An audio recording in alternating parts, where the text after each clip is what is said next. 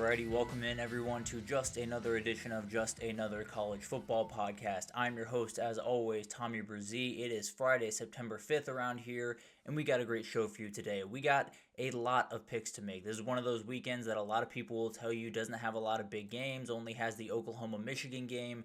Do not believe them. We got about 13 games that I want to talk about today because there's a lot of games that are right around that dangerous part that we got to get into. But let's go ahead and jump into this. Let's get into the big games this weekend. There are three to me that really stand out.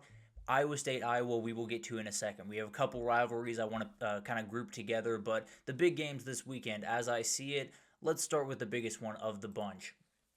Michigan at Oklahoma. This is the one that everyone's watching out for. This is the two quarterbacks that everyone's talking about going in. Bryce Underwood, John Mateer, two very, very well-known names in the world of college football, two of the bigger quarterbacks in this offseason in terms of talking points, and they got their first big matchup. Obviously, these are two very, very historic programs. You have Michigan number one all-time in wins. You have Oklahoma sitting around sixth all-time in wins. Incredible, incredible teams. They've only faced off once in 1975, in the Orange Bowl. Oklahoma did get the win there. Both offenses last year were bottom 40 in the country. Both defenses were top 30, and we'll see if that's shifting a little bit. Bryce Underwood brings a lot of energy into that Michigan program, and he looked really good in week one. It was New Mexico, but he did look very strong. And John Mateer obviously brings a little bit of juice to that Oklahoma offense, along with his coordinator, Ben Arbuckle. But it's going to be an incredible game. Two teams that have a lot riding on this one. I think if they win it, they're firmly in the mix for the CFP, and the schedule is kind of set up pretty nicely for them to at least go 10-2. Maybe Oklahoma can go 9-3 with a couple of good losses and find themselves into the dance. But for me, the matchup to watch is going to be Bryce Underwood versus Brent Venables. I think whenever you talk about a young player going on the road to play their first big game, kind of what happened to Arch Manning last week against Matt Patricia. Now, I thought it was going to be the other quarterback against the other defensive coordinator that kind of stole the day, but this one's going to be massive. Brent Venables, one of the best defensive minds in the entire country. Bryce Underwood has all of the juice behind him, all of the energy, and a ridiculous amount of talent. He's an incredible, incredible athlete, a guy that can absolutely sling the rock around, and he will have an impact on this team this year. I think he's going to have a big-time impact on college football over the next couple of years. But this is his first big test. This is the first time we get to see him under the lights with a very, very tough defensive coordinator on the other side. We'll see how he handles it. I don't think he's going to light the world on fire by any means. If he can stay avoiding mistakes, I think he's in really good shape to have a good game and possibly a Michigan win at the end of this one. Some keys to the game. The run game margin is really interesting to me because I would argue Michigan's going to win the run game battle. I think they are a more aggressive run team. They have a better offensive line. They are more equipped to run the ball more efficiently. How much do they win it by? And mainly, how poorly does Oklahoma run the ball? If it's 150 yards to 250 yards in Michigan's favor, not quite as aggressive as if it were 150 yards to 50 yards rushing for Oklahoma, because then you have nothing going on offense. It all falls on John Mateer's shoulders, and then you got a little bit of a problem. And that's kind of the next key. Which one of these quarterbacks shines? And it's not necessarily to say they have to put up 300 yards and go crazy on Saturday, but just to say, which one makes less mistakes, which one puts up that one big-time play in this game, because I think we can all agree it's going to be a defensive battle, means it's going to come down to a couple of plays. Which one of these quarterbacks can make that big-time play? Maybe more importantly, which one of these quarterbacks can stay mistake-free throughout this game against an incredible defense on the other side for both these quarterbacks? And then special teams. This is absolutely huge. Most of these games are going to be defined by a couple of kicks here and there because it's going to be defensive led. At least that's what I think right now. Maybe we'll have an offensive explosion, but I would be very surprised. The over-under set at 45.5. Can't imagine we're going to get much over that. But I do think it's going to be a really incredible game, and Michigan brings in one of the best kickers in the country. Dominic Zavada, very, very talented kicker. Oklahoma brings in two transfers that they're still kind of feeling out but feel very confident in going forward. It's going to be a really interesting thing to watch. It's one of those things that I don't necessarily think you're going to be hit over the head by special teams in this game. I think it could come down to a couple of kicks one way or the other. Given that, I don't think there's going to be a lot of points scored in this matchup. A very, very fun game in Norman this upcoming weekend. I'm going to go with the quarterback that I trust to make a couple less mistakes. That's John Mateer. I'm going to take Oklahoma 20-17 in this game. I think it is down to the wire. I don't think either of these teams separate too much. I think it looks a little bit like that Oklahoma-Tennessee game from a year ago, but Oklahoma obviously comes out on top in this one. I think they have a little bit better of an offense going. I think the offensive line will play passable, I suppose. I don't think it'll be great. I think Michigan will get after him a good bit, but at the very least, the offensive line will give John Mateer a shot, and he'll make a couple of plays late in this game, and Oklahoma will come out with the win 20-17 in my mind. Going to be a really fun one. Whichever team wins this game, I can promise you the fan base is immediately talking about the playoff, and really for good reason in a lot of cases.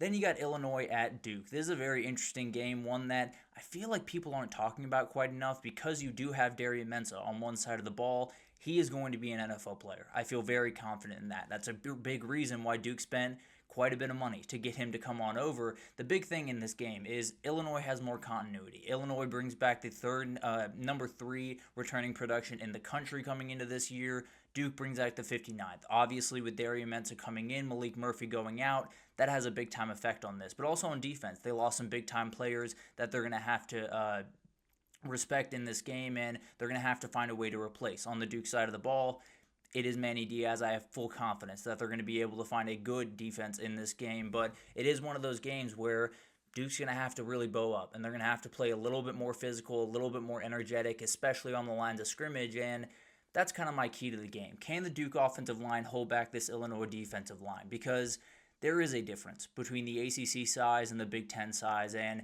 Illinois' got a lot of size, especially with Gabe Jacas on the defensive line. He's a nightmare to deal with. Can they get after Darian Mensah, and can Darian Mensah handle that? He's never beaten a Power 5 team in his career. He went 0-2 last year, now obviously in his sophomore year, so it's not like he's deep into his career by any means, but it is something to watch. It's a certain level of talent that he has not had to, or had the ability, I suppose, to beat throughout his career. Obviously, he has better pieces around him now, but this is a very tough battle for that Duke offensive line. If they can't hold up, Darian Mensah could fall into a couple of mistakes here, and Illinois is able to kind of sit on the ball at the end of this game. The keys to the game, the quarterback battle is fascinating. I think you have Darian Mensah, one of the more fascinating, one of the more exciting tales in all of college football. Obviously, quite a bit of a price tag on that guy, and he has a lot of pressure on him. Luke Altmyer, one of the more proven commodities in all of college football, not necessarily flashy, not necessarily going to put up 500 yards, is going to give you a shot to win just about every single game. And I think that's the interesting thing here. Can Darian Mensah limit the mistakes as a young quarterback, and can Luke Altmyer maybe elevate just a little bit in this game and make a couple more plays, because I do think Duke is going to try to put the game in his hands, which brings us to our second key to the game. Can Illinois find playmakers? They have to be able to find a way to get guys on the outside. We had Hank Beatty go for 100 yards last week. Malik Elzy got a very nice start. Justin Bowick. You have Hudson Clement. You have guys that can absolutely step up in this spot. Someone's going to have to, because I would have to imagine that Duke is going to say, you're not going to beat us on the ground, you're not going to be able to do that, and we're going to make you beat us through the air. Can they do that? Especially with Duke having Chandler Rivers, one of the best corners in the country, on the other side of the ball. Can Illinois find the guys that are open? Can they get Hudson Clement or Hank Beatty or one of these guys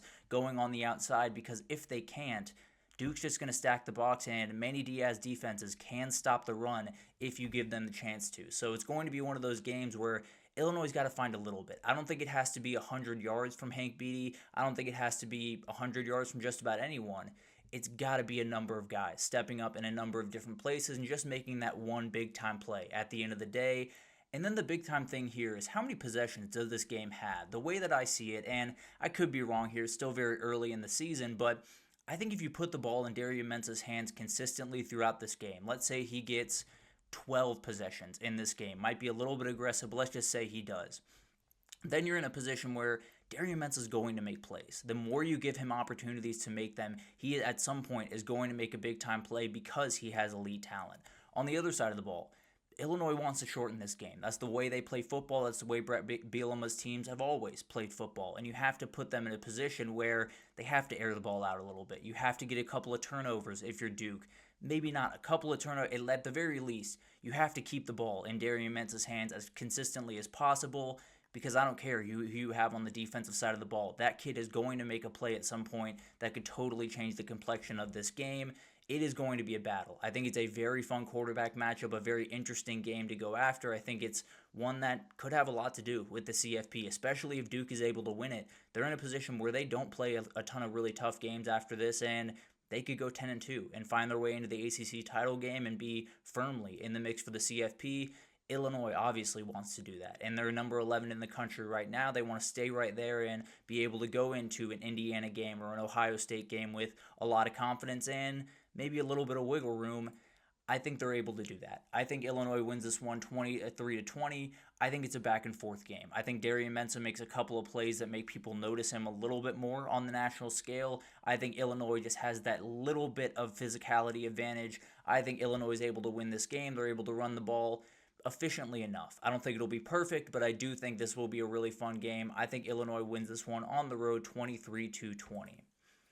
And then finally, another game that I just absolutely love, Arizona State goes on the road to Mississippi State this weekend, and it's going to be a really interesting one. Last year, Mississippi State was able to make this one look a little bit better over there in Tempe, 30-23 in this game after they started down, I believe 30-3. It was something like that, and they found a way back into this game, and it was a very, very tough one. Sam Leavitt only had 69 passing yards in this matchup, which is something we'll talk about here in a second, but Mississippi State also ranked 130th against the run last year, so they gave up quite a bit to Cam Scatterbo.